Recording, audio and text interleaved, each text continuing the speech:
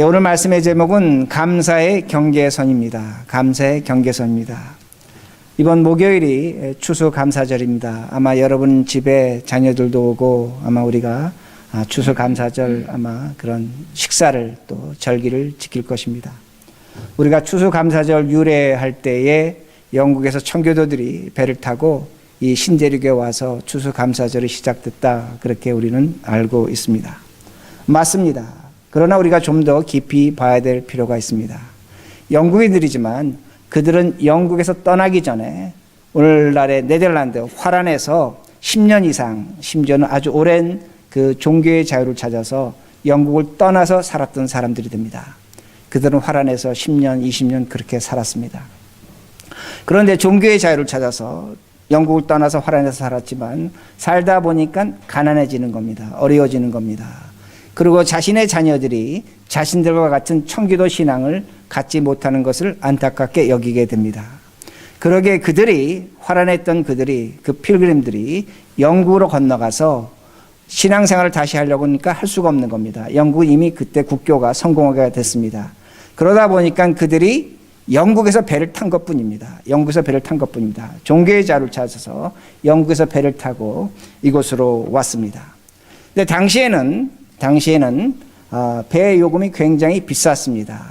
그러기에 대부분의 사람들이 배 요금을 지불할 수가 없었고, 그 요금을 지불하는 방법은 당시 식민지의 그 플랜테이션을 갖고 있던 부자들에게 돈을 부탁합니다. 그럼 그들이 돈을 내줍니다. 그러면 많은 그 사람들이 이곳에 와서 노예로 5년에서 10년 정도 노예 생활을 합니다. 그 빚을 갚으면 자유인이 되는 겁니다.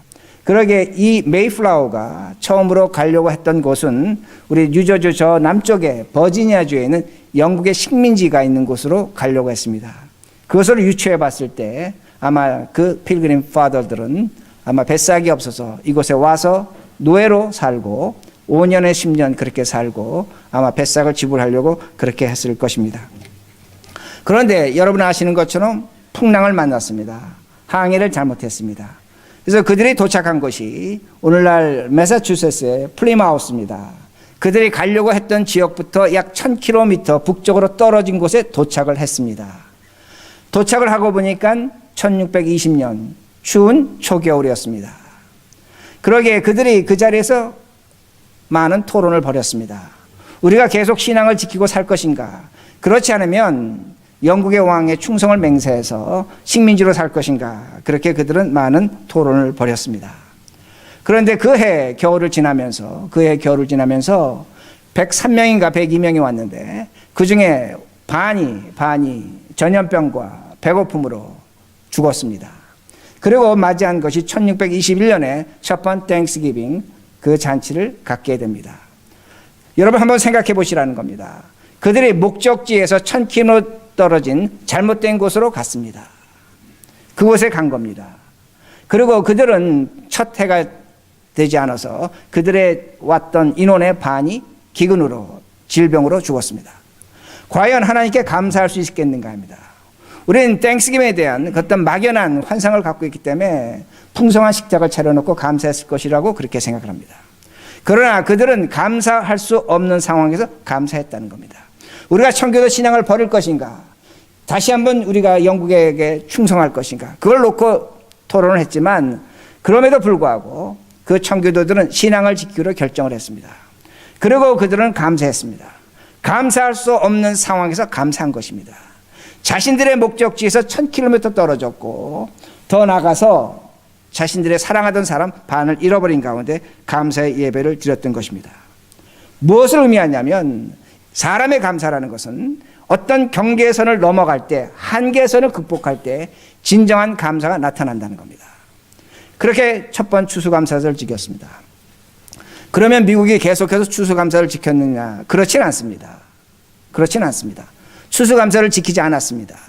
그리고 약 240년 후에 1860년에 16대 대통령, 우리가 잘 아는 에브라함 링컨이 남과 북이 전쟁을 했습니다. 남과 북이 전쟁을 했는데 그 갈라진 미국을 하나로 묶을 수 있는 방법을 찾아본 겁니다. 그 방법 중에 하나가 무엇이었냐면 링컨이 정치적 목적입니다. 그러나 귀한 목적이 있습니다. 남과 북을 통일시킬 수 있는 유일한 방법이 추수감사절이라는 겁니다. 추수감사절을 통해서 하나님이 이 국가를 세우셨다는 겁니다. 링컨이 하는 얘기입니다. 이렇게 얘기하는 겁니다. 한번 생각해 보라는 겁니다. 만약에 우리 조상들이 목적지에 도착했다면, 저 버지니아주 남쪽의 식민지에 도착했다면 그들은 노예로서 5년에 10년을 살았을 것입니다. 자신들의 신앙을 지켜내지 못했을 것입니다. 신앙을 버렸을지도 모릅니다. 그리고 그들이 1000km 떨어진 북쪽으로 올라갔기에 자신들의 청기도 신앙을 지킬 수 있었던 것입니다. 그러기에 하나님이 하신 일이라는 겁니다. 하나님이 우리 조상들을 통해서 이 미국을 세웠다는 그 논리가 성립된다는 겁니다. 하나님이 하시는 일이라는 겁니다. 그러기에 오늘 우리가 하나님께 추수감사절 예배를 드립니다. 우리가 거둔 것이 있고 많은 것이 있고 그것으로 감사할 수 있습니다. 그러나 우리가 오늘 설령 하나님께 드릴 것이 없다고 할지라도, 오히려 눈물이 있고 아픔이 있고 괴로움이 있다고 할지라도 우리의 한계를 넘어선다면 하나님은 우리에게 기적을 베풀어 주실 것이고, 그 기적으로 인해서 우리는 감사할 수 있는 일이 나타난다는 겁니다. 이것이 진정한 추수감사절의 정신이라는 겁니다. 오늘 우리가 감사할 것이 있으면 분명히 감사해야 합니다. 그러나 우리가 비록 감사할 것이 없다고 할지라도 우리의 경계를 넘어서, 한계를 넘어서 하나님께 감사하면 하나님은 우리에게 감사할 일을 분명하게 허락하신다는 말씀이 됩니다. 이것이 오늘 본문에 나타납니다. 뚜렷하게 나타납니다. 이 본문은 여러분 잘 아시는 말씀입니다. 예수님이 갈릴리에서 많은 기적을 행하시고 그리고 예루살렘으로 올라가시는 중에 여리고에 들리셨습니다. 수많은 사람들은 예수님이 우리의 왕이요, 로마를 쳐부시고 새로운 국가의 왕이 될 것을 기대하며 들뜬 마음으로 지금 주님을 쫓아가고 있습니다. 근데 그 마을에 삭개오라는 사람이 있습니다. 2절 보시기 바랍니다. 2절. 삭개오라 이름하는 자가 있으니 세리장이요 또한 부자라. 삭개오는 세리장입니다.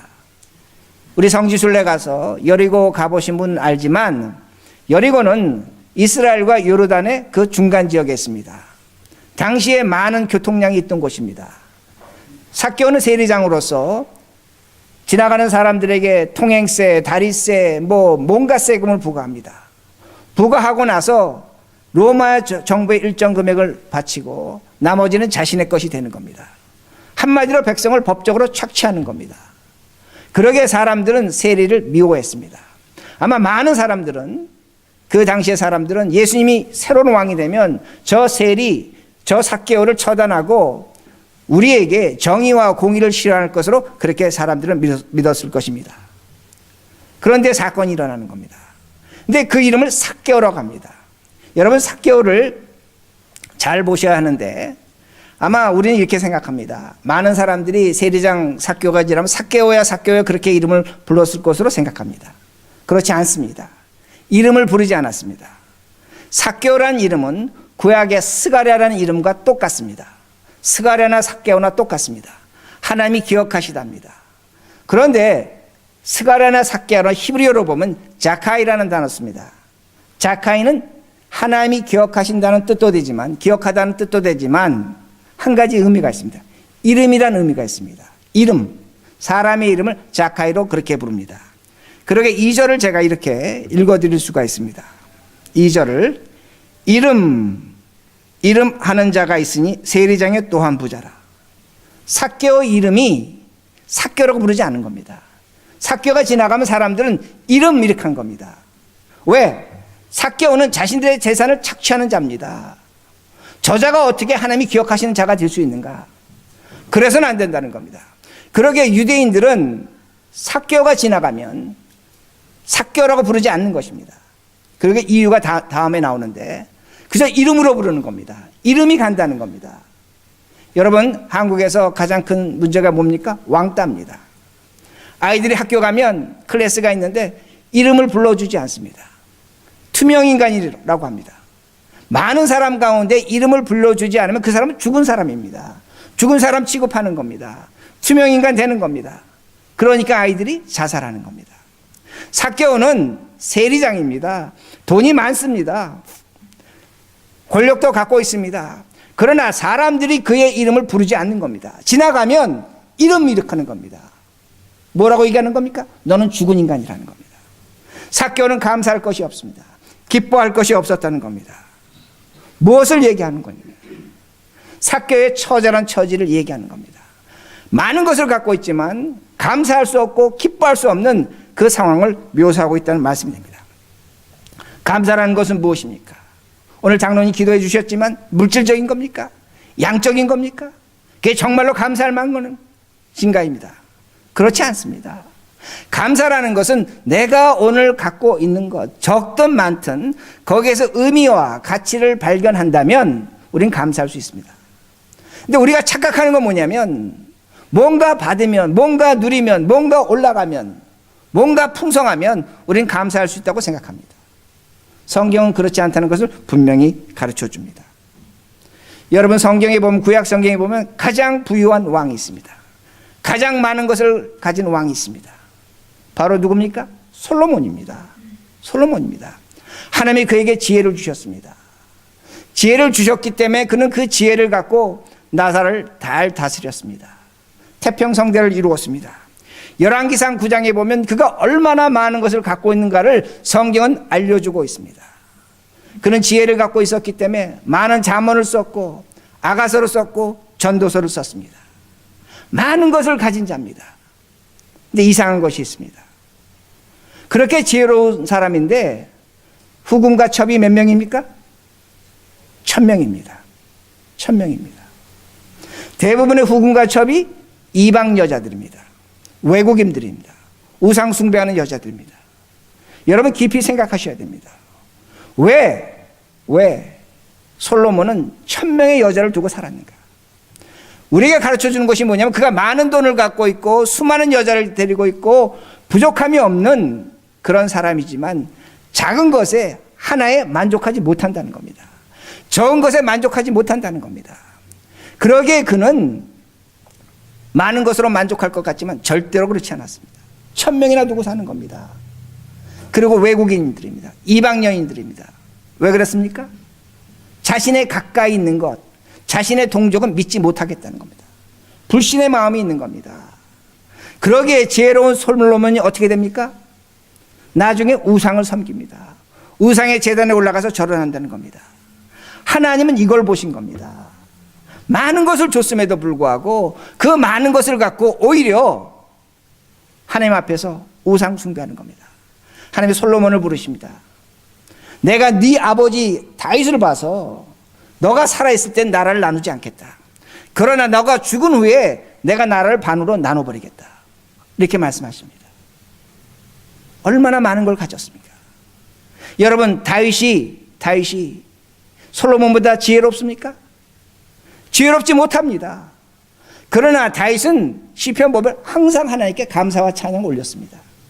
솔로몬은 성경을 쓰고 많은 것을 갖고 있었지만 그 많은 것을 통해서 지혜가 있었지만 물질이 있었지만 결과는 우상 숭배로 갔다는 겁니다. 이게 무서운 겁니다. 다윗의 영광을 통해서 예수 그리스도가 나옵니다. 그러나 예수님은 분명히 말씀하십니다. 솔로몬의 영광은 저 들에 핀 백합꽃 하나만도 못하다는 겁니다. 솔로몬의 영광은 아침 이슬에 불과한 겁니다. 그러기에 오늘 우리가 감사할 때 무엇을 받은 것으로, 누리는 것으로, 많은 것으로 감사하려고 하면 안 된다는 겁니다. 우리는 오늘 하나님 앞에 그저 감사하셔야 됩니다. 그저 감사하셔야 됩니다. 제가 솔로몬에게 지혜를 줬다고 말씀드렸습니다. 지혜는 나를 위한 겁니다. 사람을 위한 것입니다. 그러나 감사는 하나님께 드리는 겁니다. 하나님께 올려드리는 겁니다. 하나님이 그 감사를 받으시고 빈손으로 보내지 않습니다. 하나님은 그 감사를 받으시고 반드시 우리에게 복을 허락하십니다. 그러기에 여러분들이 감사하셔야 됩니다. 목사가 강단에서 감사할 때 헌금 얘기한다고 생각하시면 안 됩니다. 이게 우리의 비극입니다. 여러분이 하나님 앞에 정말로 감사할 수 없는 감사를 한다면, 어떤 경계를 넘어서 감사한다면 살아계신 하나님은 다윗의 영광에 이르는 귀한 것을 허락하신다는 겁니다. 오늘 우리가 그렇게 살아야 됩니다. 그러게 3절을 보시기 바랍니다. 그가 예수께서 어떤 한 사람인가 보고자 하되 키가 작고 사람이 많아 할 수 없어. 솔로몬이 뭐가 작습니까? 키가 작습니다. 헬라어 성경으로 보면 키나 나이나 똑같은 단어를 씁니다. 제가 이걸 의역한다면 솔로몬은 나이가 작다 이렇게 번역할 수도 있습니다. 삭개오는 나이가 작다 이렇게 번역할 수도 있습니다. 근데 사람이 할 수 없는 것이 있습니다. 건강하든 돈이 있든 능력이 있든 할 수 없는 게 뭡니까? 키입니다. 제가 제 키를 누릴 수 있습니까? 누리지 못합니다. 여기 어떤 분이 웃으십니다. 너무나 억울하시니까 웃으시는데 키입니다. 여러분의 나이를 여러분이 마음대로 통제할 수 있습니까? 사람은 나이 먹어서 가는 겁니다. 지금 무엇을 성경이 보여주냐면 솔로몬이 이겨낼 수 없는 것이 있다는 겁니다. 사람이 감당할 수 없다는 것을 분명히 보여줍니다.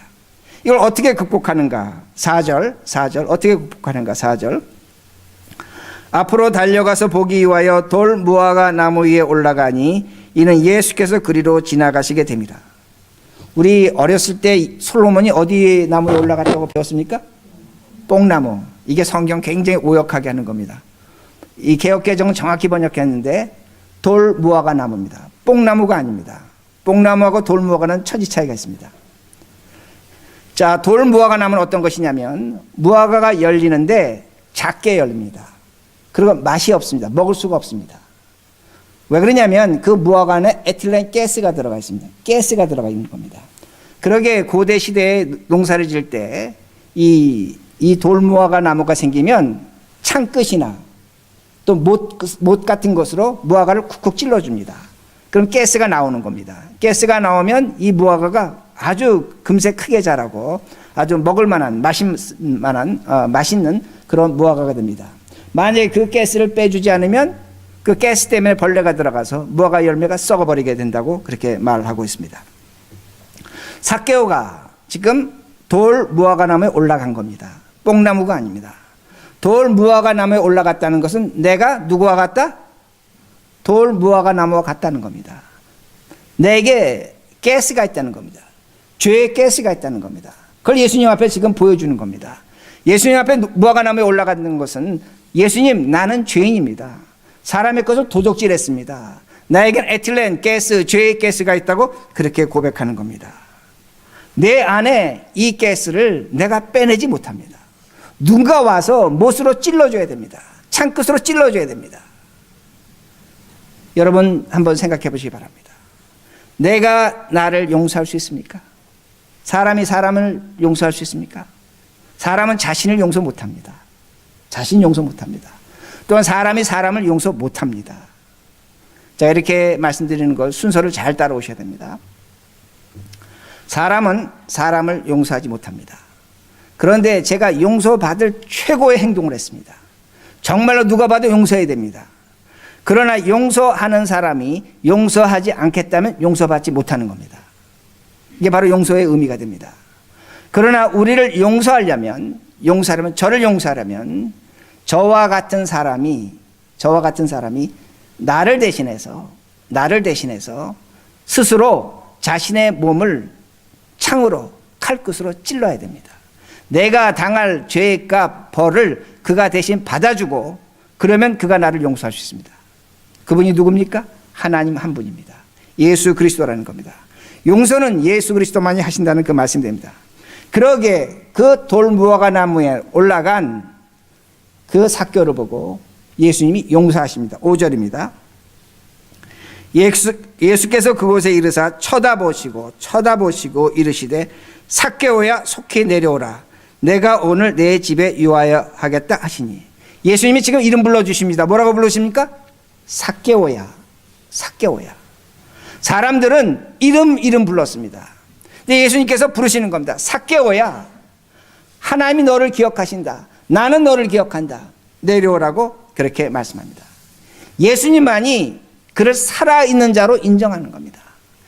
그 마을에 있는 유대인들은 그를 왕따시켰습니다. 그러나 예수님은 그를 인정하십니다. 이름을 불러주시는 겁니다. 자, 우리 모두 교인들끼리 이름을 부르며 살아갑니다. 서로 이름을 부릅니다. 여러분이 집에서 누구누구야 하고 아이들의 이름을 부릅니다. 남편과 아내가 서로 이름을 부릅니다. 자, 여러분 이름 부를 때 한번 생각해 보시기 바랍니다. 오늘도 내가 누군가의 이름을 부를 때 그 사람을 칼끝으로 창끝으로, 목끝으로 찌른다면 그 사람은 알고 있습니다. 우리에게 절대로 감사하지 않습니다.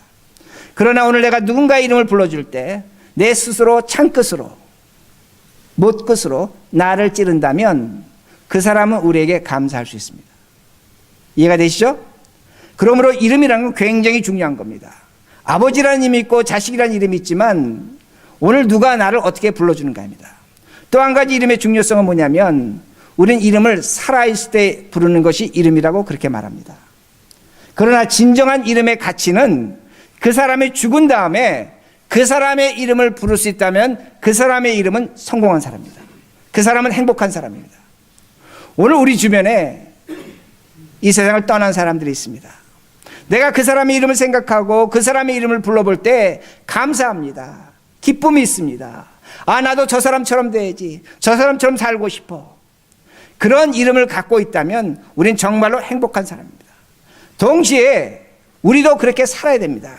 자식 앞에서, 남편 앞에서, 다른 사람 앞에서 이 땅의 삶을 살아가면서 죽은 이후에 하늘나라 가서 누군가 우리의 이름을 생각한다면 눈물이 나고 감사하고 기쁨이 있다면 그것이 이름의 가치라는 겁니다. 그러므로 주께서 이름을 부르시는 겁니다. 우리를 불러주신 겁니다. 삭개오를 불러주셨다는 말씀입니다. 우리 모두가 내 안에 있는 그 가스를 내가 터뜨리고 나를 찌를 때 우리는 진정으로 이름 부를 만한 이름이 된다는 겁니다. 그러게 8절 보세요. 8절. 이름을 불렀습니다. 그 이름에 이렇게 대답합니다. 삭개오가 서서 주께 여짜오되 주여 보시옵소서 내 소유의 절반을 가난한 자들에게 주겠사오며 만일 누구의 것을 속여 빼앗은 일이 있으면 내 갑절이나 갚겠나이다. 삭개오가 지금 뭐라고 했습니까? 자신의 경계를 넘어가는 겁니다. 자신의 한계를 넘어가는 겁니다.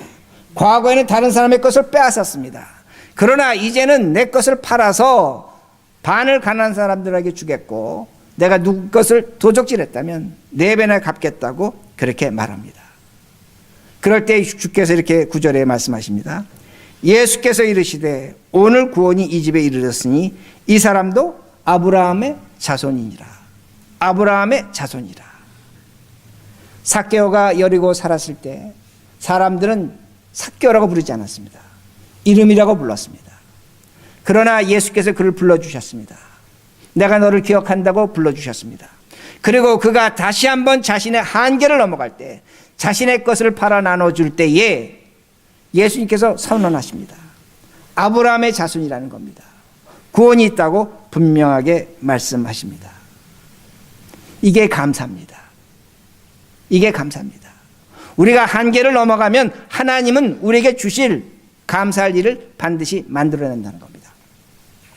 제가 어제 설교 준비하면서 감사할 것을 생각했습니다. 여러분 잘 아십니다. 지난 14년 동안 하나님께서 우리 교회를 어떻게 인도하셨는가.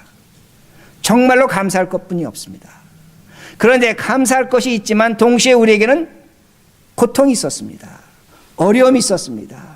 시련이 있었습니다. 참 이상합니다. 이게 같이 오는 겁니다. 여러분 기억하시겠지만 우리가 여기 이사 올 때 우리 보고 된다고 하는 사람 하나도 없었습니다. 그러나 우리는 우리의 한계를 벗어났습니다. 벗어났을 때 우리는 이 자리로 이사 올 수가 있었습니다. 저는 평생 잊지 않을 겁니다. 제 생일날 2월 22일 날 2년 전에 교회가 냉동 파이프가 다 터졌습니다. 제가 말씀드렸지만 친교실, 우리 본당 입구에 제가 그야말로 널브러졌습니다. 어떻게 합니까? 우리 추운 겨울 동안, 추운 겨울, 여기서 2번 예배를 드렸습니다. 찜통 같은 여름에 얼음주머니 갖고 여기서 예배 드렸습니다. 그러나 우리가 우리의 한계를 넘은 일을 했습니다. 그 한계를 넘었을 때 하나님은 우리에게 기적을 베풀어 주셨습니다. 보여주셨습니다. 이 파이프 터졌을 때 보험 전문가들, 변호사들 다 안 된다 그랬습니다. 그러나 하나님께서 우리에게 선한 사마리아 같은 변호사 보내주셨습니다. 그 변호사하고 고생스럽지만 일을 추진했습니다. 생각할 수 없는 금액을 허락하셨습니다. 거기에 우리들이 한계를 넘어가는 일을 했습니다. 그러기에 오늘 우리가 이렇게 편안하게 예배를 드립니다. 저는 알고 있습니다. 하나님은 우리에게 끝없이 도전하실 것입니다. 오늘도 우리에게 끝없는 한계를 요구하실 것입니다. 그때는 고통이 있고 눈물이 있고 아픔이 있습니다. 이걸 어떻게 합니까? 이 아픔, 이 시련 어떻게 감당하라고 하십니까?